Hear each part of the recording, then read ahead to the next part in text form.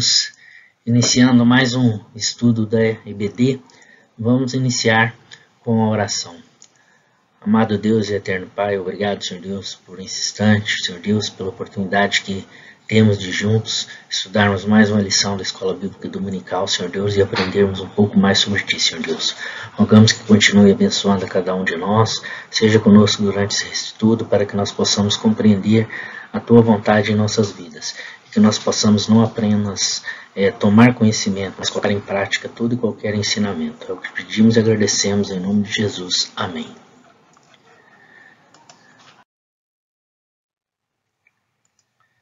Hoje nós estamos estudando a lição de número 12, que tem por título Evangelização e Responsabilidade Social.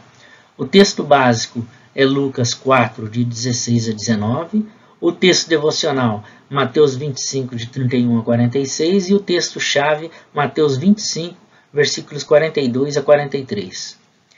Inicialmente, eu chamo a atenção para o fato de que, se nós procurarmos na Bíblia a expressão responsabilidade social, nós não encontraremos. E por que nós não encontramos essa expressão na Bíblia? Porque ela é uma expressão bem recente.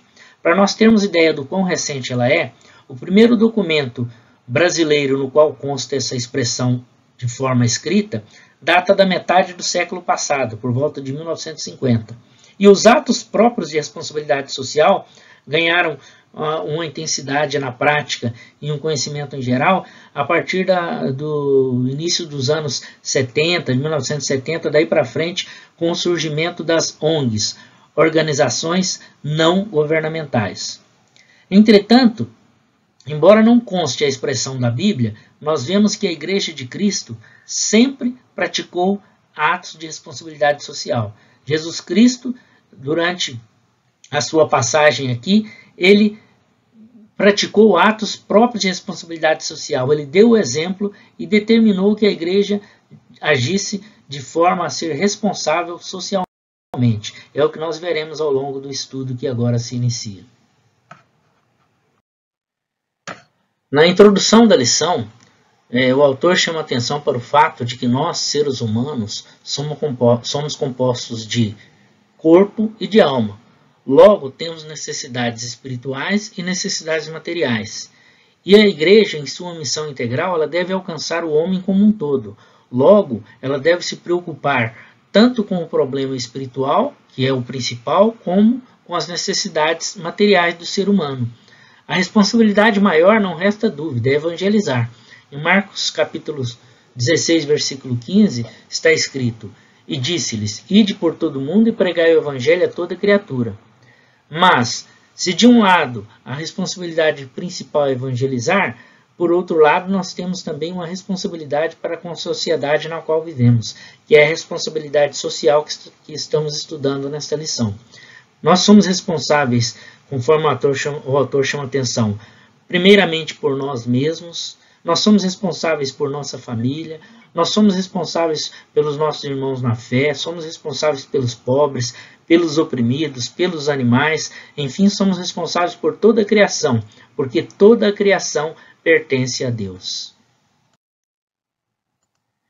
Jesus deu o exemplo de como a igreja deve agir.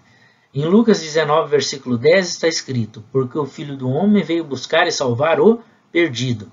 Portanto, Jesus veio principalmente para salvar o perdido, para salvar o pecador. Contudo, em Mateus 14, versículos 14 a 16, nós vemos um texto onde está escrito: desembarcando, viu Jesus uma grande multidão, compadeceu-se dela e curou seus enfermos. Ao cair da tarde, vieram os discípulos a Jesus e lhe disseram: o lugar é deserto e vai adiantada a hora. Despede, pois, as multidões para que, indo elas pelas aldeias, comprem para si o que comer. Jesus, porém, lhes disse: não precisam retirar-se, dai-lhes vós mesmos de comer. Então, nesse pequeno texto aqui, composto de 3 versículos, nós vemos que Jesus se compadeceu da multidão que estava junto com ele, ele curou os enfermos. Ao final do dia, ele se preocupou que eles não fossem para casa com fome, ao contrário, ele pediu aos discípulos para que providenciassem um meio de que eles se alimentassem e voltassem para casa com a fome saciada. Portanto, Jesus Cristo, ele dá o exemplo para que nós, como igreja dele, possamos agir da mesma forma. O primeiro subtítulo da lição, o primeiro tópico é: Jesus veio principalmente para salvar o mundo.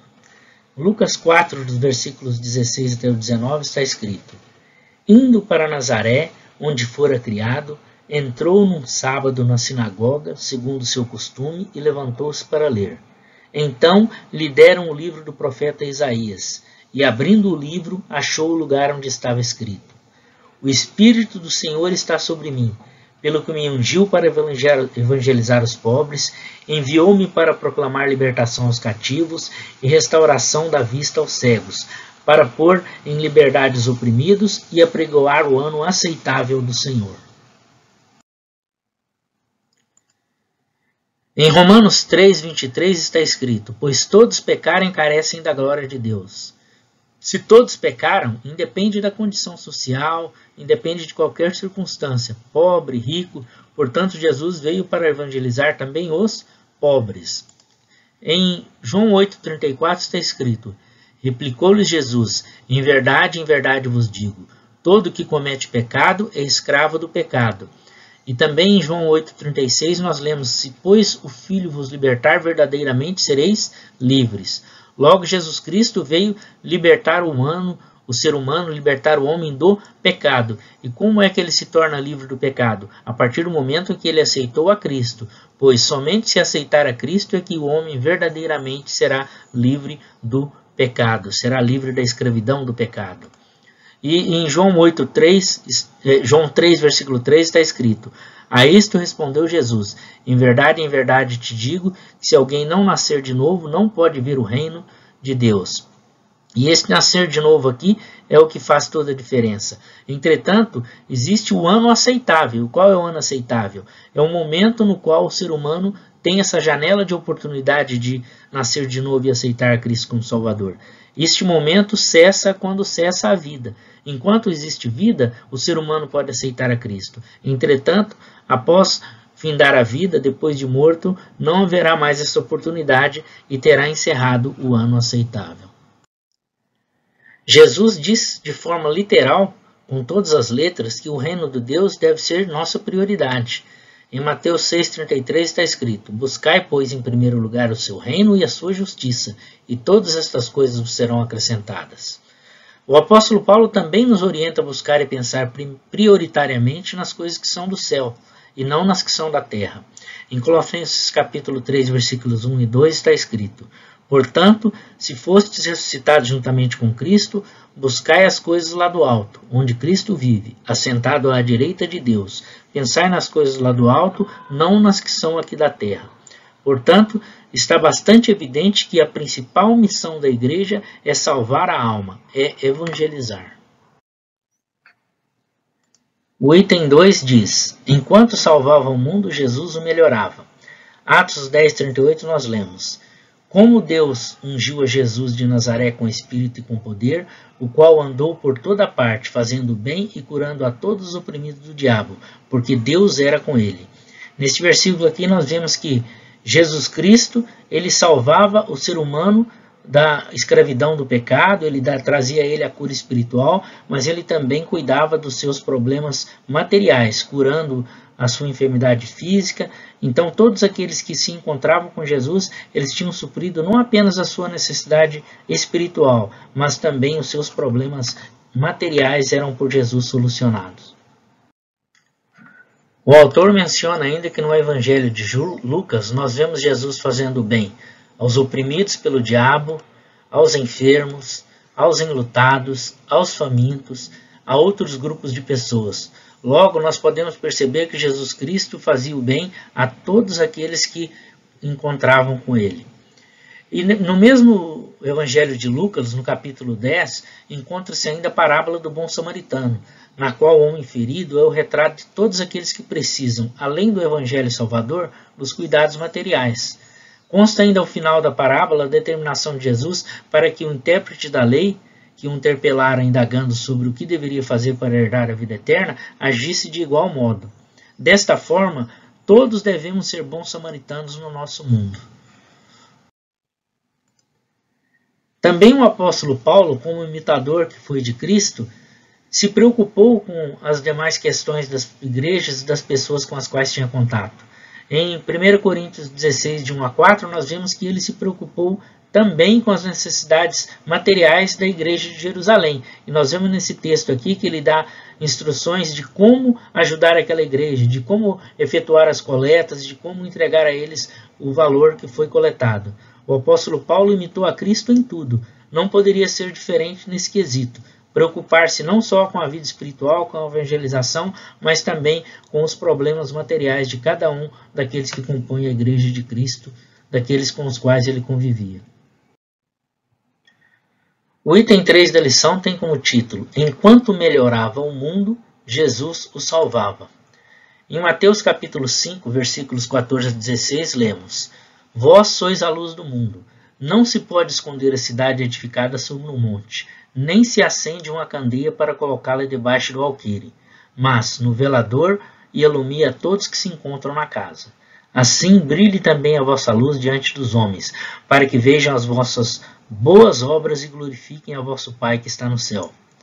Nós podemos ver aqui que Jesus Cristo faz menção ao fato de que as boas obras devem ser praticadas também para que as demais pessoas percebam em nós a excelência que é a vida em Jesus Cristo. Nós não somos salvos pelas boas obras, mas fazemos boas obras porque somos salvos.